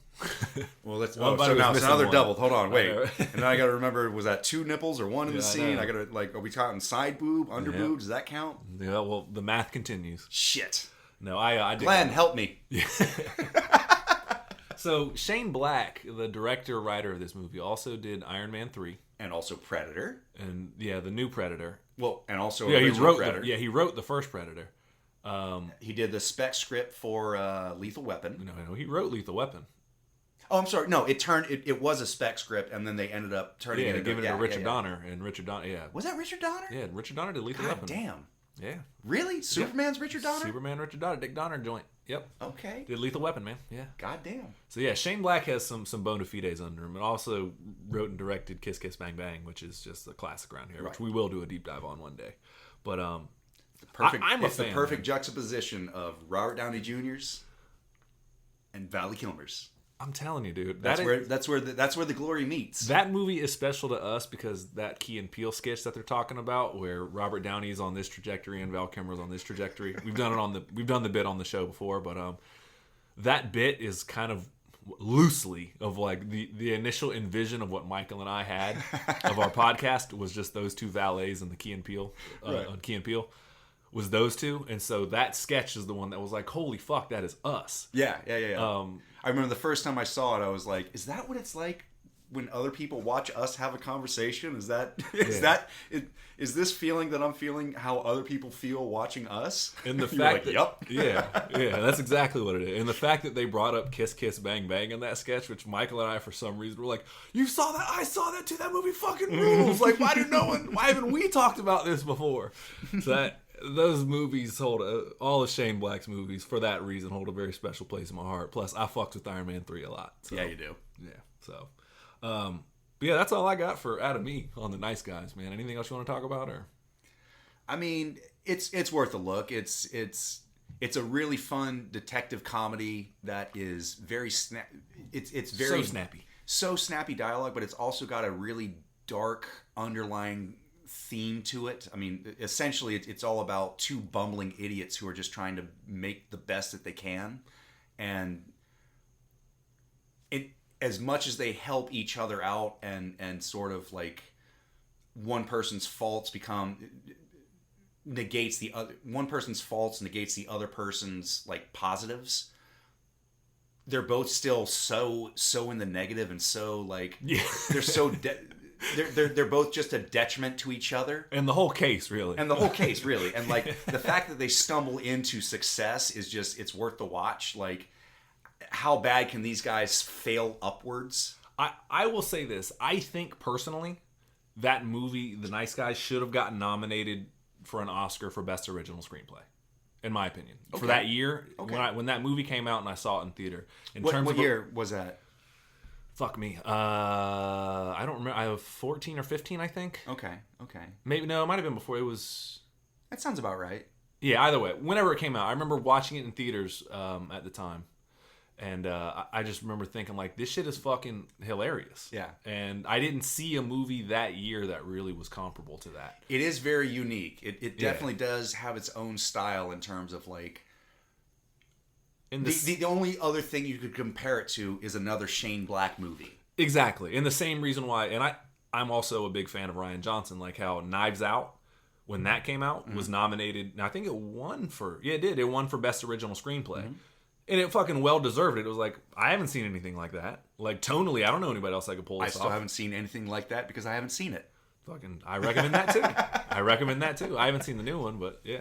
But Nice Guys, I think it's, even if you're just a fan of writing, just check it out, man. The script alone is pretty, it gets away from them a little bit, but in terms of originality, I'm a big advocate for it. So, in the best way, there's always something new happening. Like, even when they're working the case and it should be like the middle of the movie where it's the slog of exposition in terms of like, well, we got to go meet this guy at this time to get this information. He's going to lead us to this chick who's going to give us this piece of information.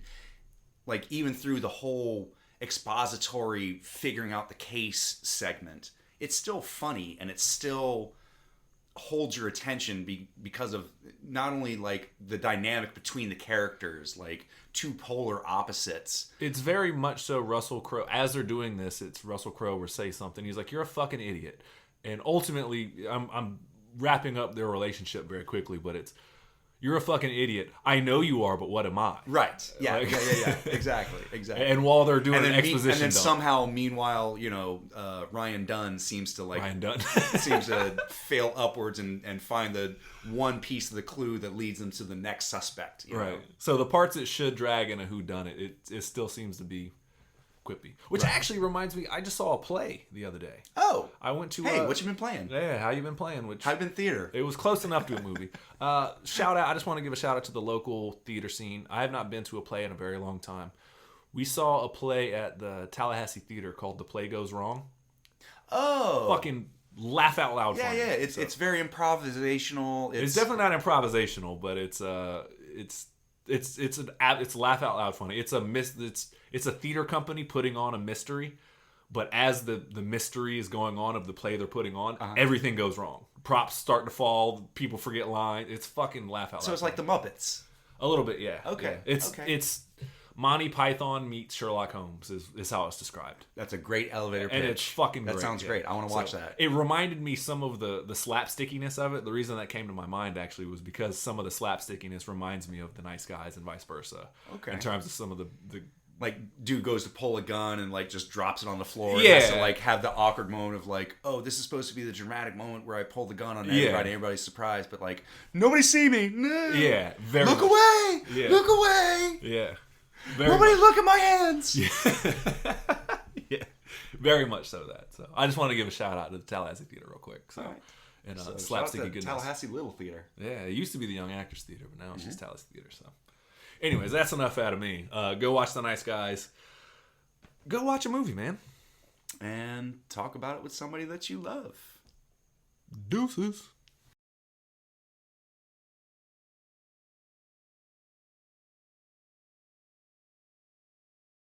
Welcome to Bearcast. Today we're going to be talking about seeds. So delicious. I find them in the woods. Should we actually just call this Bearcast? What you've been watching, companion? Do a podcast where we talk about... What people don't know is that we actually do sit around and talk about the podcast. When you said that, think about Carrie. No. Everything we come up with is right off the top of our head. Yeah, never. You're going to hear some crinkling, by the way. That's me fucking with this piece of paper. You want me to record all this? Oh, I thought you were already. No, I am. Oh, yeah, no, let it ride, man. Okay, let it ride. I just don't know that I need to hear the actual creation. Are you recording on top of the other one? No. Or is this a new one? Okay. Brother. Oh, I didn't know. What kind of producer, director, head showrunner do you think I am here, sir? Let me just shoot myself right in the dick. On camera? I mean, if it'll get us hits, why not? Right. Here, read me this combination of letters. Because I'm going to constantly forget it. One. So we're still going to hear paper rust. That's fine. So anyways, I come out blasting. All right. So where's our notebook filled with? I don't know. I just said it. I just gave it to you. Is this the same one? Yeah. It's gotta be. Nope. I promise you it is. I promise you. It's a different notebook, sir. Nah, son.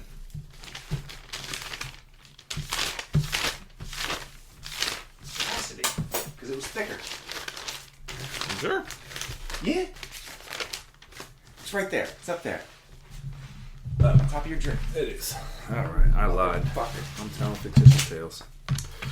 Right. Erroneous. Erroneous on all counts. Alright. It was my first Asian. It was my first Asian. Alright, so I think let's just start with some of the one seeds. We'll get as much of the seeding done as we can. Yep. Can we both agree that Godfather 2 is an A? Oh yeah. And should be a 1 seed? Yep. Okay. I'm going to put it in first, just off the rip. I don't know. It's too direct. Like you kind of want to judge it up visually. Oh, I know. Like, I'm just. This isn't the final version. Okay, We're just simply okay. putting ones where ones are going to go, Gotcha, and we gotcha. can pivot later. It's just easier to look at it when you see Yep. it all spelled out. All right, so I think we have 4 1 seeds, and we have a bunch of A's. I'll read off some A's and just make a mental note. All right. So Godfather, I think we both agree is a 1 seed. Godfather 2. All right. We have Terminator 2 as an A. I think that might be a B. Okay. It's about as high as B possible you can get. Okay. Okay. Well, we're talking sequels, yeah. All right, so Terminator 2 is an A. Aliens is an A. See, I would argue that might be the highest B possible. What, Aliens? Aliens. Okay. I think Terminator 2 actually is an A seed. Okay. Spider-Man 2. Okay. That's an A. I'm just reading off the A seeds. The Dark Knight. That's definitely an A seed. Empire. I think that's Definitely a 1 an A seed. I Yeah. think that's a 1 seed. Yeah, that's a 1 seed for sure. Okay, I'll put him over here. Empire. Yeah. Yeah, for sure. I think that's a 1 seed, personally. I quite frankly, I think that's probably going to be the one to beat. It's going to be really hard. My- Maybe Godfather 2, but Godfather 2's are... I think some of these, we really do need to go back and watch some of them. But, like, Godfather 2 is a fucking really good movie. Like, It it's is, a it really is. good movie. Can't blame it for length or anything. But I can because I think it goes on a little too long, but I think we also need to watch Paddington 2. I have not seen Paddington 1. I'm going to be missing out on everything. Yeah. I haven't seen Aliens in a very long time. So It's worth it. Yeah, I'm going to. It's on the list. Let's see another. Okay, where I left off. Top Gun Maverick, Mad Max Fury Road, or That's a Road pretty- Warrior. That's a pretty hard. Okay, That's the one to So debate. are we talking direct sequels? Like it has to be the second? Okay. Nope, you can put Infinity War in here. Okay, because it's a It sequel has to be a to. sequel, yeah. Got you. Let's try to limit it to, like, I don't want to do Endgame and Infinity War. So No. I think we need to. we Like, can maybe highlight- couple those together, but like they're kind of a two-parter. But even then, I think we need to pick Well, one. because eventually what it's going to come down to is if we have both of them in there, it's going to come down to which is better, Infinity War Yeah. or Endgame. I'm fine. That's going to be the final two, you know? I'm fine using Infinity War for the sake of this, but I think that's a B seed personally. But either way, well, let's just focus on one at a time. So Mad Max, I'm just going to read the A seeds again. Godfather 2, Terminator 2, Aliens, Spider-Man 2, Dark Knight, Empire, Top Gun Maverick, Mad Max Fury Road, or Road Warrior, whichever you pick. Blade Runner 2049, I think, is a 1 seed. I don't think it's a 1 seed, but it's definitely an A. That's high up there. Lord of the Rings, Return of the King. Let's see what So else. just because it's an A doesn't necessarily mean it's a 1 seed. No. Okay, got A it. is A. We're looking at A is going to be 1 through 4. B is going to be 5 through. Gotcha. Okay, you know. gotcha. So Gotcha. there's A through D, pretty much. Okay. All right. So Return of the King. That's probably maybe not, So maybe 1 a or 2 or 2, 3 yeah. seed, yeah. National Lamp. Oh no, that's I'm sorry. Star Trek 2, Wrath of Khan. It's an A/B. Yeah. Bride of Frankenstein. I've never seen it. I don't want to just go off what the critics say, but everyone says it's like. I don't think it's an A seed. I think that might be, again, like one of the highest B seeds possible. Well, like it's definitely number 6 or 7 seed for sure. Okay, I'd have to watch. We have a Die Hard sequel. We have. I'll put that as a I think C that's, maybe. Yeah, that's probably a C. Avengers Infinity. I think that's an A personally. Infinity War. Yeah, maybe not a 1 or 2 seed, but maybe think it's an 4 A or then. 5. Yeah. Superman. Oh no, I'm just reading A seeds. Which you have an A. Which you have down for an A. Matrix 2. You have that as an A seed. I'm very surprised to hear that. I mean, I think the stuff with the architect where he explains I how thought, the Matrix yeah. works is brilliant. I know a lot of people shit on that for that movie, but Yeah. but you could probably argue that to be a B seed. on that Yeah. one. And I think that's all the A's we have. Yeah, all we need is 12 Matrix 2. We can pick another one. But that, I mean, that. So It's there's 12, that's yeah, 1 it's through 1 through 5 4. on 1, 2, 3, 4. So we need 20 A seeds, right? Let's just focus on the 1 seeds right now. So of those, Well, that's what I'm saying. But like, as long as we have 20 A's, yeah, then that covers everything. So just write them down. Like, Okay, I see what you're saying. Let's focus in on the one seeds first. Yeah, okay, let's just do I the see. one seed. So Okay. of those, Empire is up there. we have Empire, Godfather, 2 right Godfather. I would argue Terminator 2 is probably one seed. now. I don't mind putting T2 as a one seed. And then, I mean, I'm having reluctant- not seen Paddington 2, although it might be the most brilliant movie ever. Again, Paddington 1 is really fucking good. You'll Still have not seen surprisingly be locked in. Like, I really... In terms of... You have to remember, it's a family movie. Sure. It pulls at the heartstrings. You know what I'll do? I'll go watch Cocaine Bear tomorrow, and then I'll sit down and watch Paddington, and I'll have a bear fest. Okay. Welcome to Bear Fest. Look at the Bear Fest. So they were talking about cocaine and raincoats. I wouldn't... I like pudding jam. Pudding jam. As a one seed, though, I wouldn't mind... Let's see, we got Terminator 2... I wouldn't mind either. I mean, we have to base it off of stuff that we've seen. Like, we have to. There's no other way to do this. Right. Like, it might be brilliant, but if I haven't seen it, right, then... we might have to take it off the board. I wouldn't mind Mad Max Fury Road being a one seed. I honestly think that Fury Road is a better movie than I think Road Warrior. I do too. But you'll never hear me say that on a traditional podcast. So, right. I just love gay biker boys and a dude in a hockey mask with a bumping body. I'm with Big you. old meaty men that's just bumping shit. I'm fine putting I think Mad Max is Fury a Road one is seed, yeah. Personally, One or we two. can change it. One or two. Yeah. It's just like I said, we gotta iron it out. We're gonna. Yeah, I don't necessarily know that it's a one seed. Like, you could make an argument, but it's Or at least Aliens. Could be a one seed. See, I think Aliens is probably a better one I'm seed. fine with that. Okay. I think in our two seeds, personally, Mad Max. I'm fine with that. Yeah. Two seeds are down here. Fury Road. And again, it might come down to We Mad might- Max versus Aliens, and I'm totally okay with that. That's Mad fine. Max. Okay, so let's check this off. Terminator, Aliens, Mad Max Fury Road. I am fine with. I think a Return of the King needs to. It's won 11 fucking Oscars. It's got to be a one or a two. Yeah, Like, yeah. We'd be doing it. Whether my feelings about it. It's as a not movie, my personal favorite, which is the only reason why I would say it's a 2 seed. but we have to be somewhat objective. Oh, about of course, this, yeah. You Of know, course, like of course. not It can't all be personal Or else preference. Show Enough would have won the entire tournament No, we because wouldn't. I would have edited it back in, No, and you would have been like, "Clever Lang wins it all." that's right. Yeah, I'm fine with. What did I just say as a 2 seed? Lord of the Rings. Lord of the Rings, yeah. Return of the King, or no, not yeah. Yeah, Return of the King. Yeah, you gotta go Return of the King, Although I don't know, the Battle of Helm's Deep was pretty dope. dude. I don't know. Although they did have ghost pirates in. It was fucking like Yeah. you can't. I mean, it's really faithful. Yeah, I think it's Return of the King.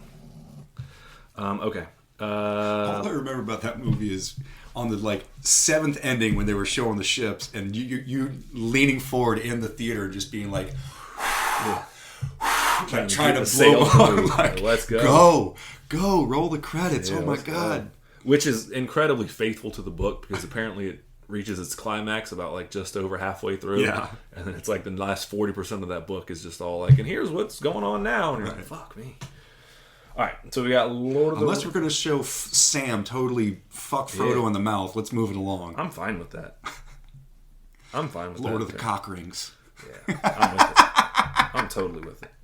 Okay, I think we got to do some 2 seeds here. We got Lord of the Rings. We got Fury Road as a 2 seed. Sure. Wrath of Khan might be That's like a 2 or 3 4 or seed. 5, I think. You think? I think Okay. it's a 4. Personally, but we'll see. Okay. Spider-Man 2 is a really fucking good movie. In terms of sequels, man, It's a 2 or 3. You could make an argument for 2, yeah. but Toy Stories are up there too. oh, Toy Story 3 is a really good movie. oh yeah, Toy Story 3. That might be. Fucking really good movie. The opening of Toy Story 3 alone is just like, oh shit, you could have rolled credits. And they're like, we're just looking for 2 seeds right now. Talk to me, Goose. I mean, Top Gun Maverick might be a 2-seater. Dude, it's in terms of sequels. It might be a 2-seater. I think I gotta give it its due, man. Yeah. I mean, In terms of sequels, that's a pretty dope sequel. It gives you exactly what you want. yeah, it's Let's see. yeah. Whether you love Ooh, do we have Dark Knight as a 2-seed? no, is that but a one it should seed? be. Yeah. It should be a 2 Yeah. seed. Like Definitely. in love or hate in the movie. Yeah. In terms Again, in terms of credibility and just keeping it objective, yeah. It's fucking. It's again, we've shit on Chris Nolan enough. It's weird. I shit on him a lot. I do love The Dark Knight, and I will always watch a Chris Nolan movie. But me too. He's starting to middle finger the audience in the sense of just like, hey, I understand what's going on, but it's gonna look cool. But fuck you, I don't respect you. It's weird in terms of like I don't understand. Like as a director, he definitely has an auteur vision. Like you know a Chris Nolan movie when you watch it. But in the same breath, so same thing with Kevin Smith. So like, why does one get more credibility than the other? When like, I kind of like I like elements of both. Like I don't know. Like I'm not going to sit there and say that like Kevin Smith is as good as a director. Well, in terms of having a style, yeah, I don't think but he is either. But in terms of like, you know what movie you're watching with a Kevin Smith movie, just like you know what you're watching with like a Sam Raimi movie or an Ivan Reitman movie or a whoever. You know? Yeah, fill in the blank. I think what we're going to do, though, for James Bond, I think we should nominate Goldfinger as the sequel. Or Skyfall. It's got to be Goldfinger or Skyfall. I'm actually okay with having both of those because we're going to have more than one Marvel movie. So, in essence, like, because at least then we get old school James Bond and modern James Bond. So at least then, like, there's a little bit of... Because in my personal... I don't want them necessarily in the same seed. Yeah, in the same side of the... Yeah. But, like, if we put one on the left side and one on the right side and see how it works out, I'm okay with that. Okay. Because I agree. I think Goldfinger, as far as, like, classic Bond, is pretty hard to beat. But also Skyfall, in terms of modern Bond, really good Bond is movie. really good. It's really hard to beat. So, at least then we can have different representation of both. Yeah, I'm not opposed to that at all. Okay. By the way, Kevin from Cap City Video Lounge, he'll be mad if we don't put Texas Chainsaw Massacre 2? Yeah, he'll be very upset. I might have to put that on just to not. That's probably for me. Honestly, for me, that's probably a C or D seed. Like I understand. It's a D to me. Like, yeah, that movie was a panic attack. I'll put it up here, but yeah. All right, so we're still on. We got our 2 seeds done. Let's go on to 3 seeds. What do you think is a 3 seed? We still got some A's left up here. Spider-Man 2. I think one of the Toy Stories, I'm going to call my friend Jay Javis, the guy who does the Conscious Approach. He is the expert on all things Toy Story. Okay. I'm going to ask him, honest to God, of the sequels, which is the best one. Right, so eliminating just the first one. Yeah, because I, to be honest, I haven't finished 4.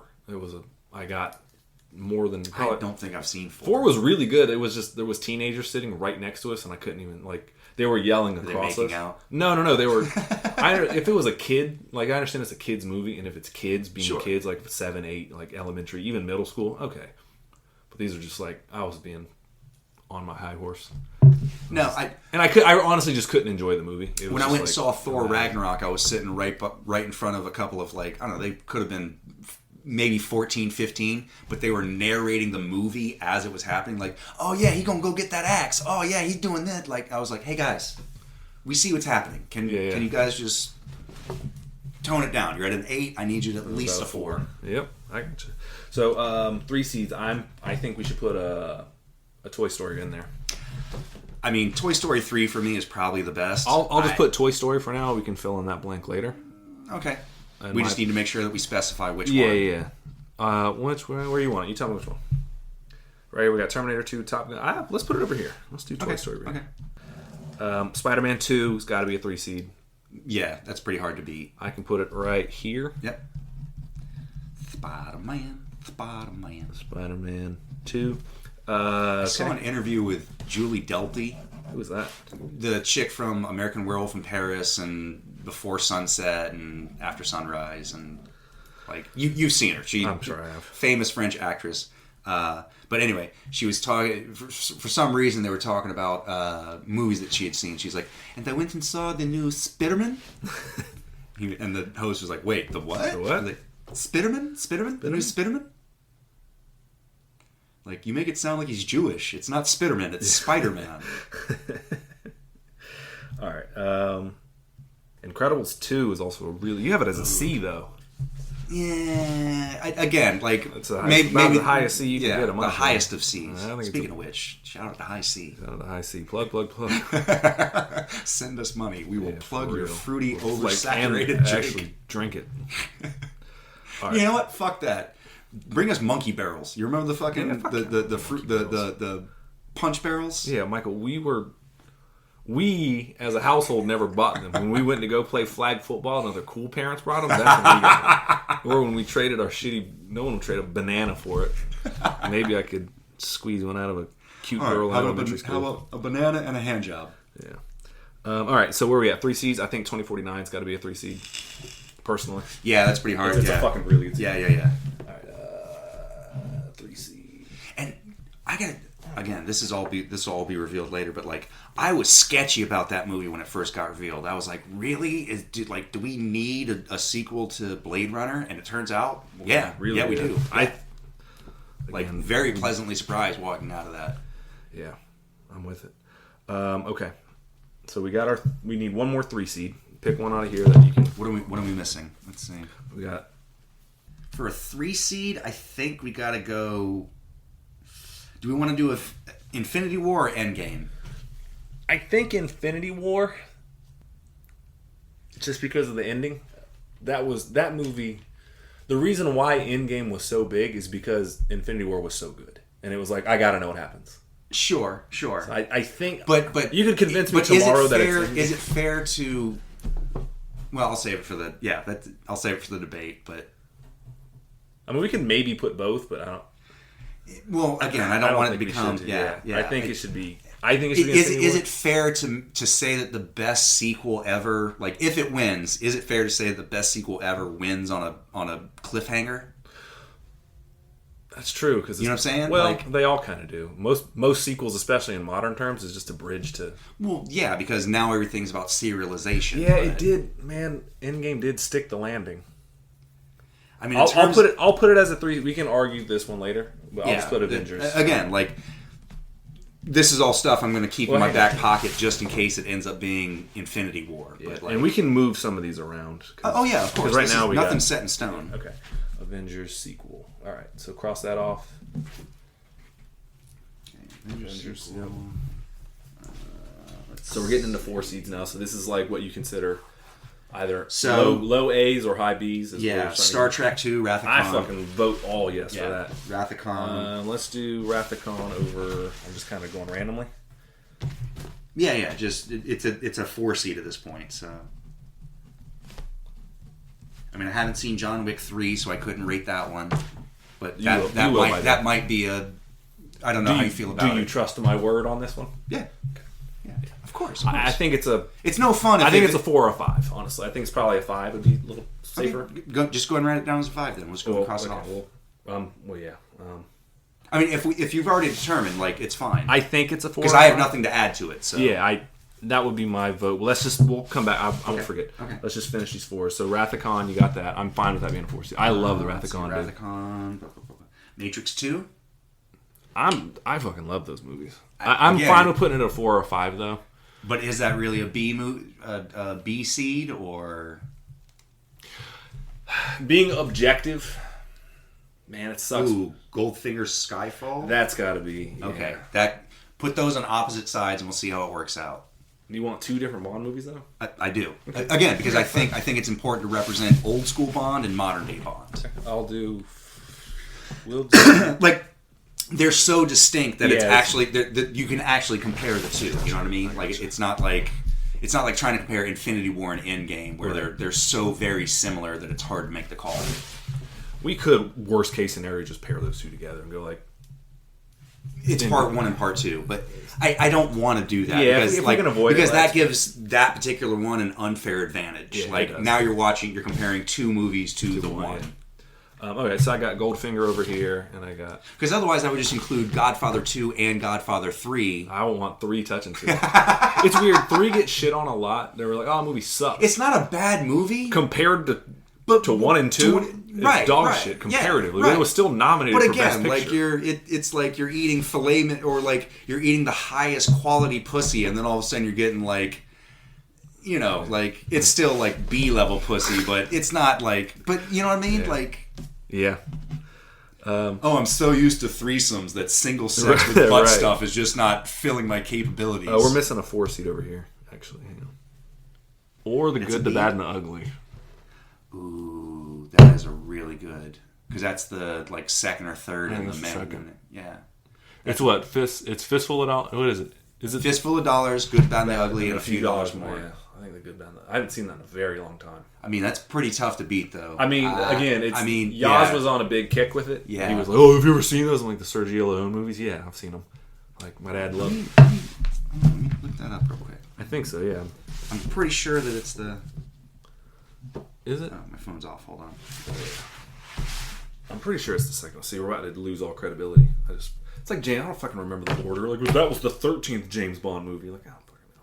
Yeah, of course. Like, I could probably tell you, like, order of actors, but I couldn't tell you, like, where each particular movie lies within that lineage. Like, right. Like, I know it was, Sean Connery, and then George Lazenby, and then Sean Connery, and then fucking Roger Moore, and then Timothy Dalton, and then Pierce Brosnan, Daniel Craig, right? I think so. You forget Lazenby? No, because he's between T. Dalton and Lazenby was? Yeah. No, he wasn't. No, I thought he was between. He was between Connery and Connery. Connery left. Lazenby came in for like 2 movies, and then Connery was like one movie. Because he was Australian. He was the only Australian. Yeah. And and then Connery came back for like In Her Majesty's Secret Service or something like that. Yeah, for whatever. Either way. It says The Good, the Bad, the Ugly is considered a prequel since it depicts Eastwood's character. But it's the second. But it's the second in the series, right? Yeah, it's after the first one. Okay. So yeah, Good, Bad, the Ugly. Yeah, that's definitely at least a 2 or 3 seed for sure. They say that when considered a series, the chronological order of the films is unclear. It can be deduced that the films take place in the following order: The Good, the Bad, the Ugly, for a few dollars more, a fistful of dollars. So it's a sequel, but it's a But either way, it's in the series. So we'll put that as we're just going to lose all credibility now. No. No, that's the best part about this whole podcast. I mean, like, so like The Kingsman is a prequel, right? But it's the third in the series, right. So it would still be considered a sequel. So yeah, why not? Like, it still fits. Yeah, absolutely. I'm with you. Yeah. All right. So now we're into 5 seeds. I think John Wick 3 is a 5 seed. Okay. Personally, I got you. Hang on. And again, we're going to play with this a little more. 3, boom. Got Good, Bad, and Ugly. I think Captain America: Civil War is a pretty strong 4 or 5. I mean, I have it as a B, so I think that fits a B pretty well. I think it's a pretty high B personally. I agreed. Yeah, for sure. Texas Chainsaw. Let's see. 5. You were in 5 seeds now. Yeah. I'll put that over. There's a lot of comic book movies over there. There's going to be a lot of comic book movies. Period. But Schindler's List 2, the re-listening. All right, 5 seeds. What do you got as B's or A/B's? I'm willing to watch Bride of Frankenstein. Mm-hmm. I think it's on HBO Max. Again, I'm not. It's stupid. I don't want to just go off lists. Well, like, oh, I know, because I hate when people are like video game lists and they're like, no, they go, the greatest fighting game of all time is Street Fighter 2. I'm like, no, that's maybe the most important fighting game. Probably not. Like, it's a broken game. Yeah. Like, you can, especially like the earlier editions. Like, you get even by the third one, Championship, you're just like, oh, let me get DJ and I'll just high low or Sagat. It's like, right. Or Mortal Kombat, slide, freeze, uppercut, slide, freeze, uppercut.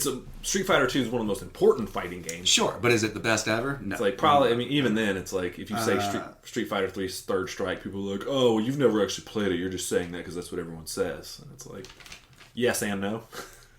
Let's see. Matrix 2. I'm fine with putting that as a 5 seed. Okay. Personally. Yep. I mean, it's the highest rank that we haven't marked down yet, so. Yeah. But is it as good as Matrix Revolutions? Or Revisited? Or what was this? The Forquel? I don't remember. Honestly, it's sad. I wish I gave that movie too much of a glowing review, but I also haven't seen it but once. So, all right, so another 5 seed. Give me something non-comic book that you think. Predator 2? Or is that a B? Let's see. I don't. Predator 2 I have as a C. Okay, I'm fine with that. That'll be a mid. Logan I have as a B. Oh fuck, that should be higher. Is that a 5? No, that's higher than a 5. You think so? Oh yeah. Well, I mean, put it in as a low dark horse. Yeah, you're right. No, you're fine. You're right. We can always change this up too because I think it's probably right about where it needs to be right now. Yeah, I'm fine with that. Matrix Reloaded. Yeah, I would put Logan on. Well, we still got other 5 seeds. Captain America 2. Avengers sequel. What do we have? Comic books over here. There's always going to be... Yeah, just put it like a 6 or something like that. I'll put Logan as a 5. I think Logan's definitely a 5. Logan. I'm going to say. Here. Can you, while you're out there, Sensuous, can you grab some water? Sensuous. I'll look over some of these. Welcome to Bearcast while Michael goes. Thank you, by the way. Welcome to water. Welcome to Watercast. I talk about how thirsty I am. Let's see. Godzilla sequels. We got Rocky sequels. I'm fine. I think the Rocky sequels deserve a 5 spot personally. Let's see here. I'm going to fill free time here. I'm going to talk to y'all as people. I really hope y'all enjoy the podcast. Michael and I actually do put a lot of work into this. So I really hope that y'all out there appreciate what we do. Because we appreciate every single one of y'all that listen. So, and maybe this podcast here will go out. Maybe this behind the scenes thing will go out. Maybe it won't. Maybe it's not captivating enough. Maybe you're just like, dude, all I hear is paper wrinkling the entire time. That's because you do. Because we're working hard at it for you guys. So, that's what we do around here. All right, we got to put a Harry Potter sequel on there, I'm sure. Welcome to Bearcast. Today we're going to talk about Sabbath. Famine. Delicious Sabbath. Okay. Treat. I think Last Crusade goes up there. I think we got Planet of the Apes that needs to go up there. I think Incredibles 2 needs to go up there. Okay. I'm okay with all of those. Because if we're on 5 seeds, I would... Adam's Family Values, I think, is a B, personally. Desperado, I think, is a B. You have it as. Trainspotting 2, I think, needs to go up there pretty soon. We have 5. I might be able to switch Matrix Reloaded and Trainspotting 2. I might put Matrix Reloaded lower. I mean, Trainspotting 2 is I probably think, it's got to be a 6 seed. Yeah. It'd be it's a really good sequel. Hey, Bear. I found a bear calf. They're coming in here breathing heavy. Trainspotting 2 over here. Alright. What about Harry Potter sequels? I've not seen enough of those to have an opinion. I mean, Deathly Hallows Part 2 was pretty dope, only just because it's the final whatever. But I liked Prisoner of Azkaban. If we're going to put one of those up, I would probably say that one. I'm just so not very... I'll put Harry Potter over here. Yeah, just write down Harry Potter sequel, and we'll try to zero in and maybe take a poll or something like that. Exactly there. Yep. Okay. Okay, Harry Potter sequels are done. Let's see. In fact, that should be our next post online. Have the people help us. Have people just write in and say what's your favorite sequel ever. Yep. Because we can, like I said, we can change some of this stuff. All right, so we're on 6 seeds now. We still got a lot to go, man. All right, let's see.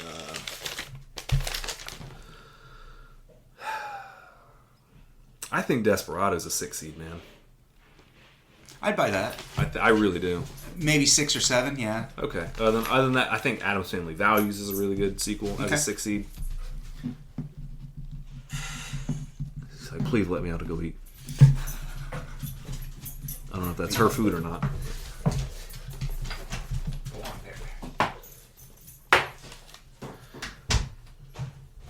I'm so hungry. Oh, God. I'll eat in a minute. Yep. Indiana Jones is up there. Which Planet of the Apes? I think Incredibles needs to go up there too. Incredibles 2 is a really good movie. Sure. Although it's just not as good as the first one. The first one's like a fucking perfect movie though. So maybe Incredibles 2 is a C seed or something like that? Yeah, that's what it's under here as. I don't know enough about Planet of the Apes. I think X-Men 2, Black Panther 2 is a really good sequel. Mm-hmm. We have Thor Ragnarok up here as well. Yeah, I think we decided one per franchise. I mean, technically, Shin Godzilla is a It's the sequel. first in the franchise, though. The Shin is a different... Shit, I think you're right. I mean... Damn. Matthew would love to. But... Because I think, yeah, it'd be like if there was a Godzilla 2000 sequel. I think that's like, it's different. Okay, sure, right. It's a different iteration. Yeah, like if you wanted to... Like in terms of like, we have old school James Bond and new James Bond. If you wanted to say it's not, it doesn't deserve to be on here in my opinion, but Batman Returns and The Dark Knight, I'd be like, okay. I don't think Batman Returns deserves to be on here. Sure. I would be like, okay, but like Shin Godzilla is the first of that. Of that You know what I'm particular saying? iteration. I feel you. Yeah. But does that mean that Fury Road is the first iteration of the new Mad Max, or is that like... That's a really good point.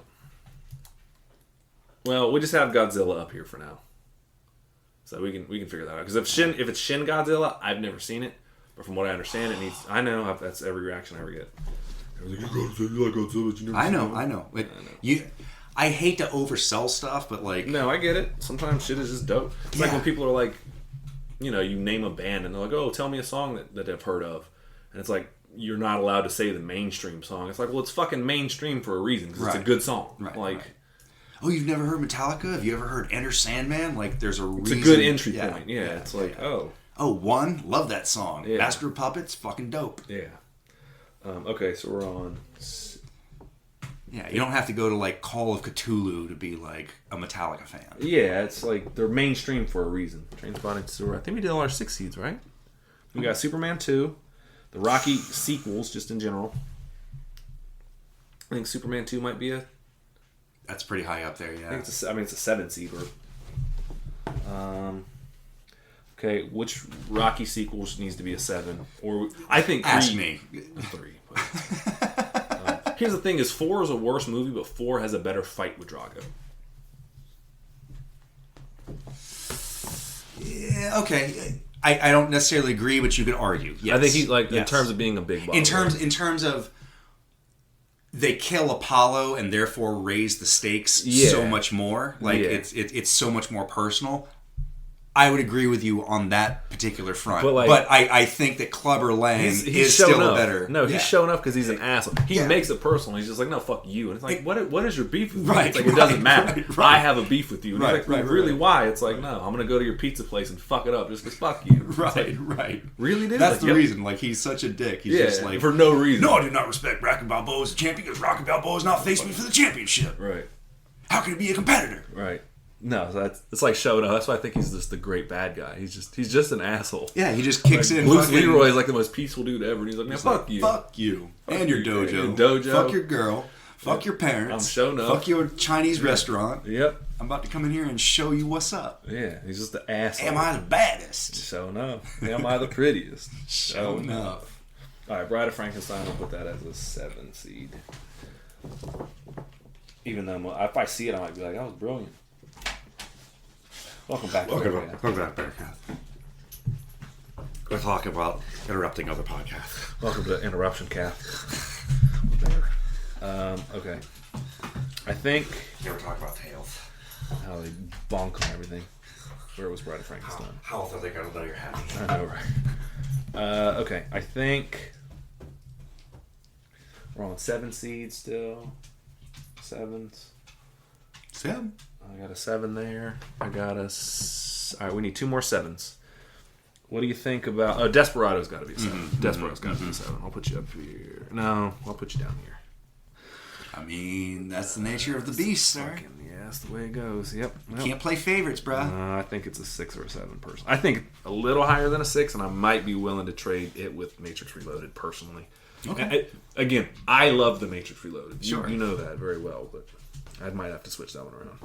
I just don't feel like writing it out. Well, yeah, I mean, admittedly, there's got to come a balance of, like, personal preference versus, like, critical acclaim. Like, yeah. I mean, just because I don't like it, it's like, for example, like the Deathly Hallows. Like, I've never seen it, but, like, at a certain point, if everyone universally is like, it's a fucking really good sequel, you can't discredit, well, I've never seen it. It's like Paddington. I don't want to just include it as a 1 seed because I'm told it's a 1 seed. I know the first one was surprisingly good. Like, damn, that was a fucking heartwarming. Like, in terms of like a family movie, like warming your heart. You're like, fuck. Yeah. Like, I feel like it did exactly what it set out to do. Tell me about it, Bear. Oh, awful Bearcraft. Okay, so we're on what? I keep forgetting because I love talking to you. 7 seeds. Give me one. Indiana Jones' Last Crusade. I'm fine with that. Yeah, that's got to be up there. I'm surprised that's not actually higher. We can again.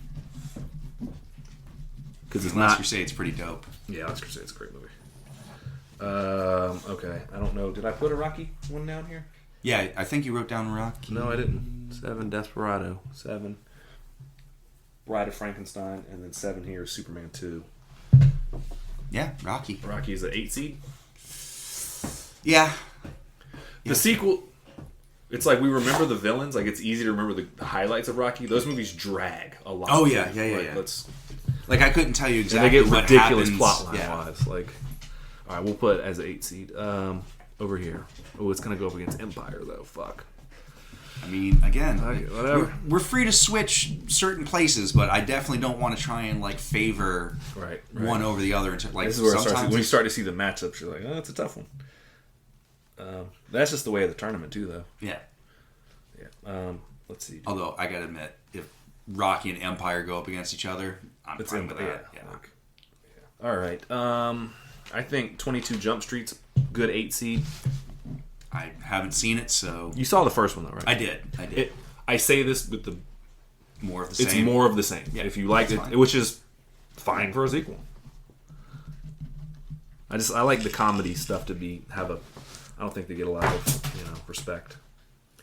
We've got a few good representations on Yeah, the absolutely. comedy, so it's not like we're excluding stuff. Yeah. Yeah, let's finish up the 8s because Okay. Yeah, we're getting late. Yeah. Oh yeah, you still got to go clean too. All right. Yeah. I mean, I think Creed should go up there too, but I'm fine if we just call it. If it's Creed, I think Creed is better than any of the other Rocky sequels. Well, again, Personally. is that like a separate series? I think so. Okay, I'd be. I willing think to it should accept go that. higher then, personally. Okay, well, just go ahead and put Creed down as an 8. I mean, if we're gonna have Rocky, Right. Creed is as an 8 seed. Okay. So, which means you need to either go see Creed 3 before this happens, or we're gonna have to base it off of the second Creed movie. Or just Creed 1. But again, we're treating if we're treating Goldfinger and Skyfall as separate because they're separate iterations. Well, we have them both on here. We have. Right, but we're not treating Skyfall as a sequel to Goldfinger. We're treating it as a separate. Well, they're both sequels in their own right anyway, so that's a bad example. But you see what I'm trying to say? Like Creed is separate from Rocky. No. I think the better argument that I hear what you're trying to say in the sense of is Fury Road an actual sequel, or is it a rebooting of which? That's the question that I think we're gonna have to figure that out. Okay. Because if so, then we need to take Creed off the board. Because I think Creed 2 is a good sequel, but yeah. I mean, I'm fine. We can take Creed off entirely. I'm not like opposed to it, but we can. Well, I'm asking like, what are the rules, kind of thing. What are the rules? Okay. All right. Any other B's? Dawn of the Dead should probably be up there. Ooh, that's pretty. Yeah. Yeah, that's the question though. We're getting to that point. I have Dawn of the Dead. Okay. I'm alright with that. So let's just finish out the 8 seeds and see how we. Yeah, go from there. tell me what you think about it. Yeah, I'm fine with Secret of the Ooze needs to be either an 8 or 9 seed, but still. Okay. I'll put again. I've never seen Evil Dead 2. Oh yes, I've seen Evil Dead 2. I mean, what was the one? Night of the Living Dead 2. Return. What is it? What's it called? Day of the Dead. Dawn of the Dead. One of them. Yeah. Yeah, Dawn of the Dead. Yeah. Which was the second one? I mean, the second one was Return of the Living Dead, which is a great sequel, but that's the one with the chick that gets fucked in the graveyard and then gets bit by a zombie. Oh yeah. Yeah, that's the one with like this. Yeah. What's the sequel? I'm saying, what's the sequel? It's Day of the Dead? It was Night of the Living Dead. Oh, it's Dawn of the Living Dead. Dawn of the Dead, Day of the Dead. No, I'm sorry. Return of the Living Dead, Day of the Dead. So does this qualify? Island of the Dead. I don't know. Does this qualify? Dawn of the Dead? Yeah, because it's a sequel to Night of the Living Dead in one form or another. Okay. Yeah, Dawn of the Dead is the one where they get trapped in the mall. Okay. What? No, that's Dawn of the Dead? Yeah. Well, that's the one I just wrote. Yeah. Okay. Yeah, Dawn of the Dead. All right, well, I think that's it for now then. Or X2. Ooh, yeah. I thought that one got put down already. Yeah. Ooh, that might have to go a little bit higher. I'm not going to lie. We're good for now. we'll put a break in this, and I will see you later. Yes, sir. Go watch a movie. Talk about somebody you love. Thank y'all for behind the scenes. Thank y'all for joining us. We appreciate y'all. Hopefully this was somewhat entertaining. We'll have to... Shout outs, plugs. You know all the legits. Yeah, we're treating you like you know us. Most of you that will ever listen to this probably have our phone numbers. So give us a call.